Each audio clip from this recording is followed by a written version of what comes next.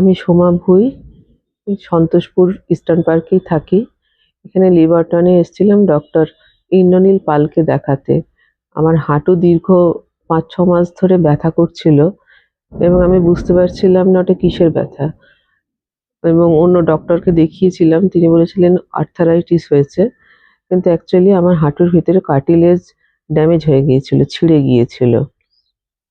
তো তারপর ডক্টর পাল আমাকে ওটা অপারেট করেন এবং আমি লিভারটনেই অপারেট করেছেন আমাকে ডক্টর পাল। এবং এনাদের পরিষেবা আমার সত্যিই খুব ভালো লেগেছে, খুব ফ্রেন্ডলি সবাই।